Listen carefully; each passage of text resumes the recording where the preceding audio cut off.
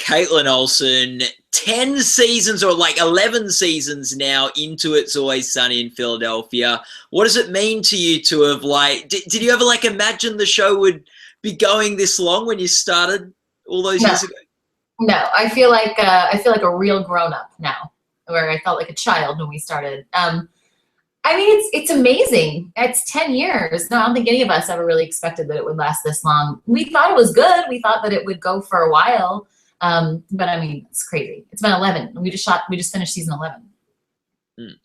Yeah, and I guess like you've got like sort of there's such bigger shows like a Desperate Housewives that was so big its first year, but it couldn't last this long. It's incredible. Yeah, we last year we kind of sat around. We were like, what were the huge shows that were on the air when we started that like everyone loved and talked about and like sat around on Thursday, Friday night to watch. Yeah, and they've all come and gone. I think it's because we're on FX, honestly. We would never have lasted on a network. We would never have started on a network, but we've just had a real opportunity to grow and keep doing our thing on FX. So it's the perfect spot for us. Yeah, I was sort of, before we came on, I was looking at all the like nominees for Best Comedy Series from at the Emmys from the year when it was your first season of the show. And like they're all gone now. They're like none of them are still on the air. Other than I guess What, sorry? We're setting records over here. Yeah. Other than like Curb, if that ever comes back. Like so yeah. But anyway, so you've got the 10 seasons. How do you think it sort of evolved as a show over those 10 years? Well, the great thing about our show is that we set out to not evolve at all. And I think that sort of sets us apart. I mean, it's very important to the guys that they try and look pretty much exactly the same, only older. And, you know, that's the whole thing about our show is that our characters do not grow, do not learn anything, never learn from mistakes. And I mean, that's kind of why Rob did that weight gain thing that one year. He just he was looking at shows and sitcoms and how they get more successful and the actors make more money and they start looking better and better and everyone looks so much better, you know, towards the end of the run. And Rob was like, I think we should look worse and worse and worse the way these people, you know, treat themselves and each other. So yeah, I think we try to just stay consistent. The characters haven't evolved. The writing, I just think we have such smart writers, and I think that's the greatest thing for me about our show is that our writers just stay really on top of current events. We always have a point of view about what's going on in the world, and that's kind of how we stay fresh. But as far as evolving, I think we haven't. That must be so surreal because I'm sure if you look past the past 10 years of your life, there's been so much change, yet you're sort of portraying this character where there's been so little growth and learning and stuff. Yeah, I mean that it was weird to be pregnant and have babies twice and figure out how to work that in but still kind of remain the same character. Yeah, my life is totally different. I'm married, I have 2 kids, and I live in a different place, and yeah, it's crazy. It feels like a lifetime ago that we started. Has the way you've put together the show changed at all over the 10 years? No, I think, you know, we've fine-tuned it enough at this point that it's always been a really great, fun job, but in the beginning, you're just figuring everything out. There were a lot of night shoots. There were a lot of really long days while we sort of figured out what we were doing. Now it's kind of just a well-oiled machine. Our editors are much more in tune with what the guys' final cuts, with what they want them to be. So there's less work in the editing room. I mean, the writing process, I think, is always the most time-consuming, and they really take that very seriously, and they're exhausted, and it's a tough part of the year because it's so important to. I mean, that's why we only do 10 a season. They don't want to do a whole bunch of mediocre ones. They just want to pick 10 and really make sure that they're really good. But yeah, it's just sort of fine-tuned. Like now we have a decent 8 to 10 hour day instead of a 14-hour day.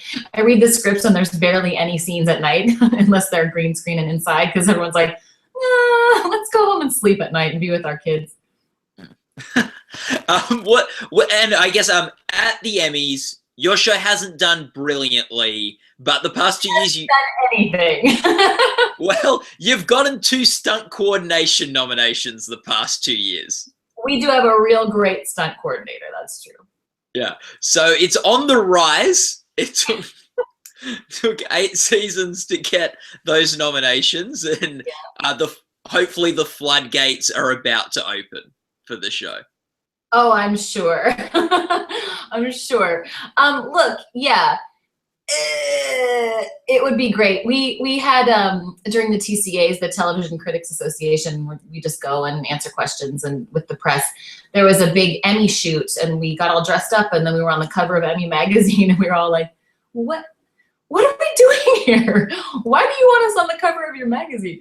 I don't know. It just, look, it's just sort of flown under the radar, and it's just not that type of show, I think. And the good news is, I'm not sure any of us are wishing for that. Being acknowledged is always really amazing, but I think we feel acknowledged by our fans and by each other. I mean, I think that those guys, Charlie, Glenn, Rob, Danny, they're so much fun to work with. They're so funny. They're so smart. And, you know, we just are so lucky that we show up every day and want to make each other laugh. Not really keeps us going, because I mean, otherwise we would be so sick of this by now. So I think we're more looking for our own validation. But yeah, I mean, look, I'd take one if they gave it to me. Don't get me wrong. Yeah, there's sort of like a sort of fun, like sort of squeak easy, like sort of vibe, like that you're not the Emmy show, you're sort of the show that people discover through other ways. Yeah. Yeah. And there are a lot of shows in the past 4 or 5 years that have started popping up all over the place, you know, cable, Hulu, you know, those shows are starting to sprinkle in. So I don't think we feel as excluded as we did, you know, 5 years ago when we weren't being recognized and we were like, this is a really funny show. Now it's like, there's tons of really funny shows and they're all over the place, and they're subversive and they're not so mainstream. It's hard. There's no way to recognize all of the talented people that are on TV these days. Yeah, like the landscape has changed so much when you started. When you started, it was a very like unique show in the sense of like most other sort of cable comedies were sort of like these prestigious sort of like shows, and you were this sort of grungy one on a shoestring budget, cobbling, you know, stuff together and really sort of off things like Emmy radars and things like that. Where now there's so many people out there making content and doing shows in that very different styles, but sort of in creative ways, that you've sort of like, yeah, sort of, you were sort of trailblazers in some ways in that regard, do you think? I think so. It certainly seems like it. And we get a lot of feedback from people like, oh, thanks for I'm saying we, and not me, Rob and the guys. Thanks for showing us that way of doing it. And we didn't think about it. And people stop us all the time when Rob and I are together and they're like, just give me a piece of advice. Piece of advice always is just make it yourself. You know, stop asking for people to give you something. Just go do it, and then just have it and see what you can do with it. And yeah, it seems like that's kind of popped up a little bit, and I think it's awesome. Why not? And also ways to record yourself. It's so readily available these days. You just really have no excuse. If you've got a great idea, have a friend hold a camera and have another friend hold a light and just shoot it. Mm. Oh yeah, for sure. Let's talk a bit about season 10 of It's Always Sunny, which is competing for the Emmys on the Emmy ballots at the moment. And I know you've just sort of finished season 11, so it might like be a bit of a blur, a bit of a challenge for you to dig back to the season before. But do you have a favorite moment from season 10 of the show? Oh my gosh, I cannot even remember season 10. Was that the Gang Broke D year last year? Gang Broke D, possibly. Possibly. You know what? Any time that we get to do stuff that is. That's the season before. Season 9 is the Gang Broke D. Wasn't it? Oh my goodness. I don't even know if I can remember season 10. Anytime we can do stuff that's big and weird that I haven't seen on TV before, I get really excited about. I'm not gonna have an example for you because I well let's season 11. Well, Kaitlin, let's do a bit of This Is Your Life with season 10. Okay. You had a couple of departures episodes this season. You had one on a plane, where you did the whole episode trying to drink on the plane, and you did a whole episode where you were playing Family Feud or Family Fight or whatever. Yeah. So Yes. What's it like doing those sorts of departure episodes? Fun, because it's just anything to mix it up and keep it fresh. And you know, the Wade Boggs thing was really fun because I just love when we're all playing drunk. That's just fun. And just looking the uglier the better is fun for me. The thing on the carousel where I at the very end, I think I've had like 71 beers. That was really fun. Rob came up and he was like, "No, I want you to do that thing that our baby does when he goes to sleep, where he like lays down with his arms and his butt's up in the air." And I was like, "That's hilarious." And then we got on it, and I was at such an angle on that carousel that all of my weight was just on my neck. We're doing it like 4, 5, 6 times. And I was like, can we wrap this up? My neck's gonna break. That's what I remember about that one.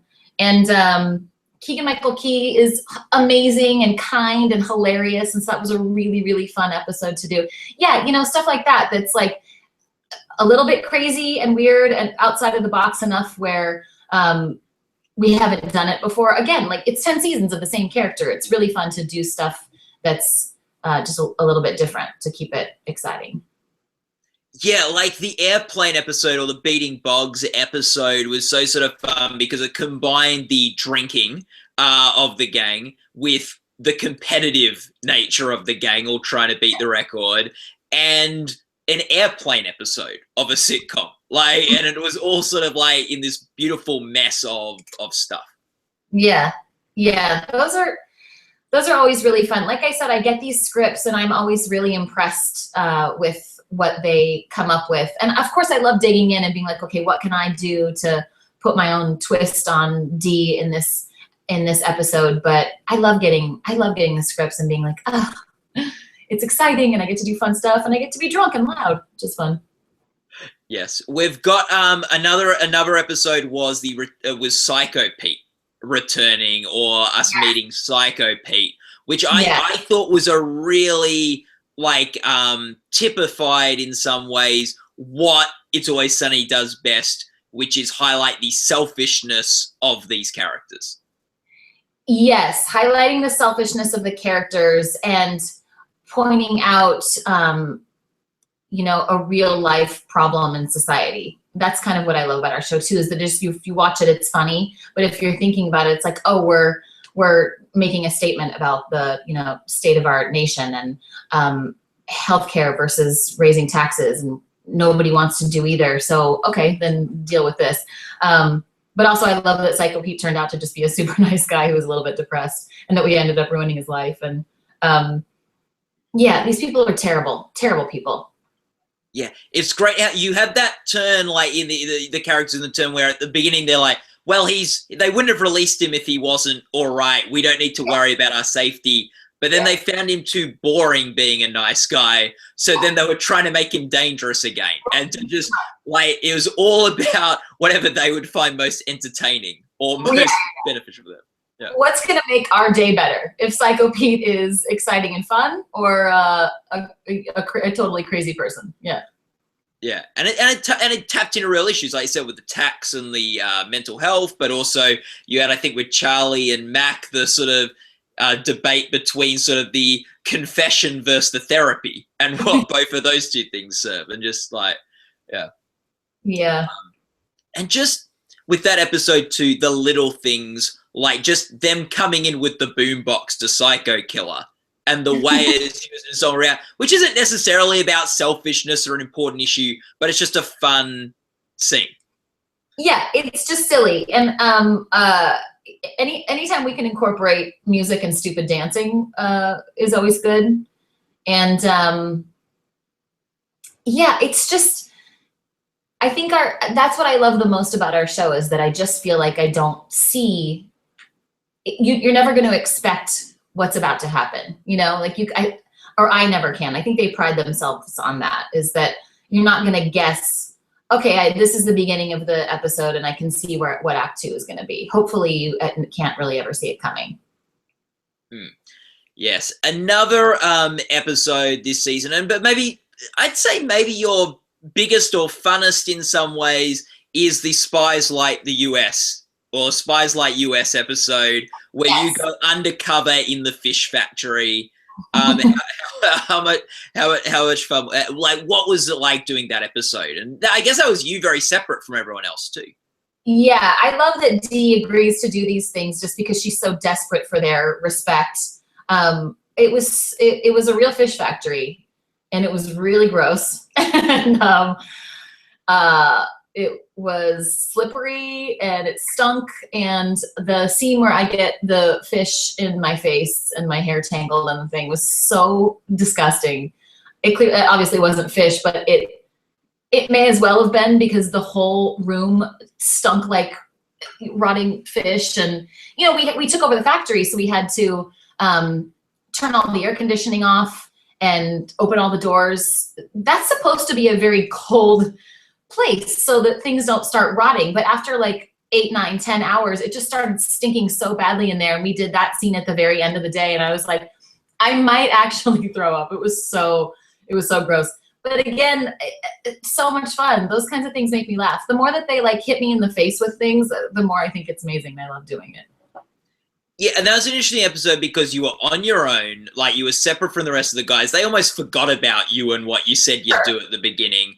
But with what you were doing in the fish factory was having a real impact on the restaurant fish supply and all these other things. So you were still very much involved in their day, even though like they didn't know it. Yeah, and I love that the episode ends, and it's so gross. And what am I even doing there? I'm just desperate for them to like me. And then in the end, in the hospital, I'm so proud of myself because I figured it out. And they were like, "No, you ruined." Like they were stealing Wi-Fi from that place, and now it got shut down, and now I ruined everything. I love that they make me responsible for everything, even though pretty much everything's always their fault. This season, you also slept with Charlie. Oh yeah. Let's talk about. It's all coming back to me now. Yeah. How do you feel about that sort of decision for the show? Is that like a big sort of call, or was it just, oh no, that's a fun thing, let's do it? Okay, so this started I think season 2 or 3. Rob was so in a sitcom, you're always expecting in an ensemble, okay, who's the girl gonna hook up with? There's always gonna be a love interest. And that was something that was never gonna happen in our show. But Rob thought it would be really funny if I accidentally slept with one of them. So we kind of alluded to that in the Halloween episode, where maybe I accidentally slept with Dennis if he thought that I was the peacock girl or something, and I switched clothes with the peacock girl. So we were trying to figure out a way where Dennis and Dee actually accidentally sleep together. That's disgusting. But this Charlie thing came about. I didn't even know about it. And Rob was like, "Oh yeah, by the way, we wrote an episode where you sleep with Charlie." And I was like, "Oh, okay." And Glenn wanted it to be this like really way too long, passionate, no music, just like watching us sleep together thing. And I think Charlie was like, nah, let's just allude to it. And I was like, oh God, this is so weird. I love Charlie. He's like my brother. But so where did you weigh in on that? Which way did you want to go with the scene? I definitely didn't feel like doing a long, slow lovemaking scene with Charlie, but not because Charlie's gross. Charlie's amazing. That's just so weird. Yeah, weird. However, as an audience member, I think it's amazing that it's just so unexpected. And I don't know, I think it's kind of how it ended up. I think it was kind of sweet that they both sort of let down their guard, and you know, the other ones weren't around, and maybe these guys are actually good people when those guys aren't influencing them. And then of course at the end they're like, nah, never mind. We're awful. You're awful. I hate you. That was terrible. I don't know. I mean, it was so ridiculous. I thought it was funny. Yeah, it's the kind of thing your show can probably get away with, but also the kind of thing that, like, I was just as a viewer thinking, boy, like, it's surprising because you'd think this would have happened by now if it was gonna, like, 10 seasons in, like, yeah. I don't think that they like each other like that or attracted to each other. It was just like something that happened one day, and they were like, "That was a terrible decision. I don't like you." Yeah, I don't know. It's so stupid. It's so stupid. I love it. And the season final was the cult that Dennis sets up for Mac because Mac, he wants Mac to stop eating his biscuits or whatever. And that ends fairly dark, that episode. Oh yeah. Does it, like, it's a little bit vague, sort of. Does it end in a suicide? No, everyone gets out. Everyone. Everyone. Oh wait, you know what? I don't know if I'd call it. Yeah, those guys probably did die there. They probably did. Yeah, you guys are all fine. So we're good. Don't worry. Yeah, you guys are good. I don't know what happened to them. We're good. Yeah. That's quite dark for a dark show. I think that's the idea. I think the idea is that there was a cult and they believed in this made-up master, and they died for him. I think that's what happened. I'd say your show's done a lot of dark things. That might be the darkest thing you've done on the show. Yeah, that's pretty dark. But the network seemed to like murder a lot, so it's not that dark.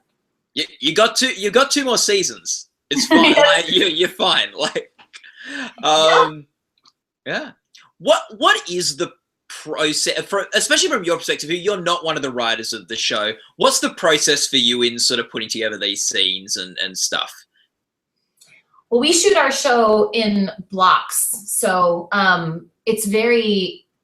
I've gotten used to it now, but it's a little bit confusing. So any given day, we're shooting episodes from scenes from 5 different episodes. So you have to, I get all the episodes at once. I read them all, and then I got to read them again a couple times because, when we start shooting, they all kind of get mixed together, and it's a little bit strange. And there's a continuity, like everyone's really on top of continuity. There'll be times when we're bursting in a door screaming about something, and I'm like, I don't remember what I'm mad about or what just happened. And it's a little weird. So I have to read it a lot. And I mean, luckily the people I'm acting with just wrote it. So, it's not too confusing, but it's just a strange way to shoot something, That's also why we all have a hard time remembering what episodes we did or what our favorite episode was, because in our brains, it's just scenes. It's just a whole bunch of scenes that we do. Yeah, but there's a lot of like, okay, let me think about what just happened, where I just was, and yeah, like how that brings me into the scene that we're shooting. Yeah, and like I guess the character is really interesting, and I think especially maybe if there is any evolution, it's after the first season of the show, Dee started doing more crazy stuff. She was less of the straight person than she was in those first couple of episodes of the show. And I think you as a character, and this is good for like the female character of the show, is just as crazy as the guys. Yeah, so that's something in the beginning when they offered this to me that I said, I don't know, because I really like the writing and I really like your characters, but I don't like the Dee character. And I talked about this before, but Rob called and said, we want your character to be just as complex and interesting. And I didn't need it to be crazy, but you're right. I didn't want to be the voice of reason among these really funny characters. I wanted to also have a lot of stuff to do.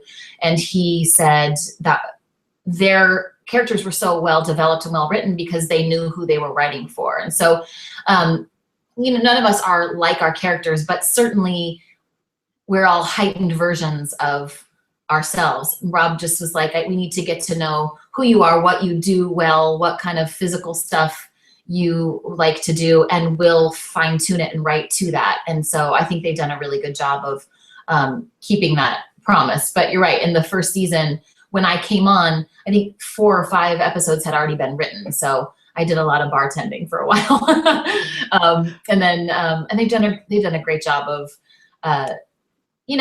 sort of figuring out what I like to do and can do well and writing to that. So I'm super grateful. I guess you've also been doing quite a bit of voice work. You've got a Pixar film coming out, and you've got a new anime show for is it FX?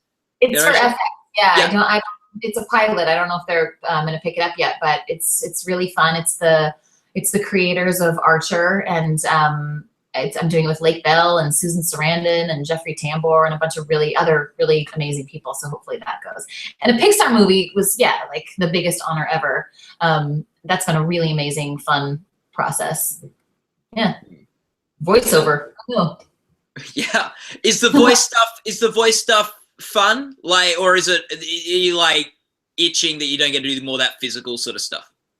I do really like doing physical stuff more than anything. I have a theater background. I really enjoy working with other people and playing off what they're doing, other actors. So voiceover was a big change because you're really just in the room by yourself.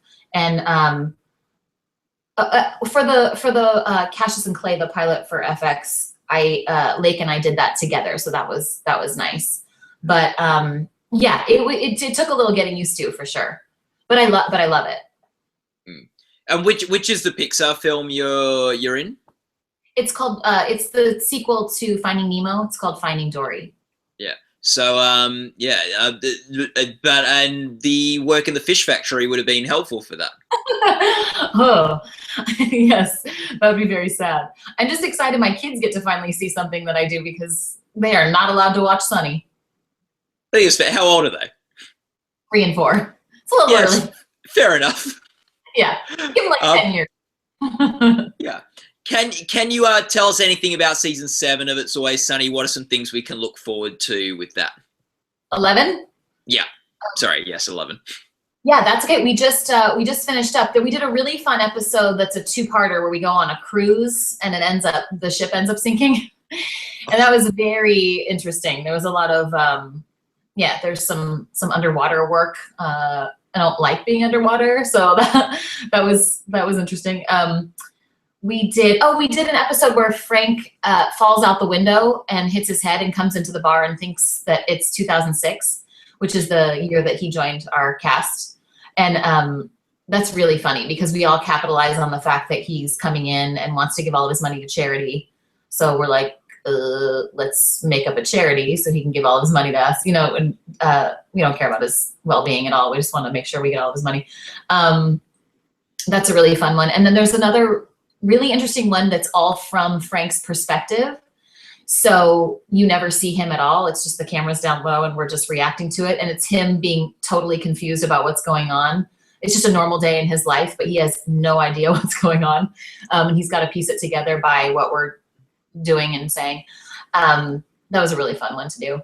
Yeah, they're just all I'm so proud to be on this show because I feel like it is consistently interesting and creative and I also really love the episodes that we do that are just a basic storyline. Oh, we're doing Charlie McDennis 2.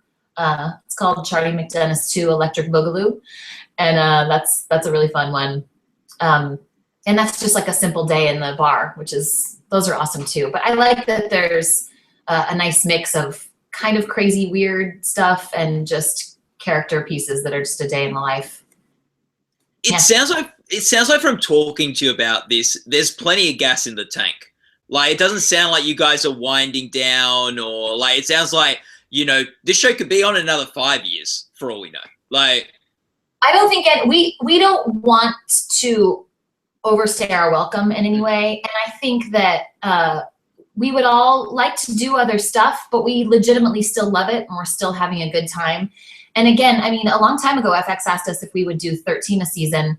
And the guys are like, those 3 extra episodes will just muddy the 10 that we want to do really well. So as long as we're proud of them and they're good, we'd be happy to keep doing it, I think. Yeah. Oh, well, thank you so much for talking with us today, Kaitlin. All the best for the Emmys this year. Maybe some of you guys will get through finally. And just hope you keep on enjoying doing Sunny and you keep on coming out with good ideas and we can keep on seeing the show for another 10 years if we like. I hope so. Thank you. Yeah.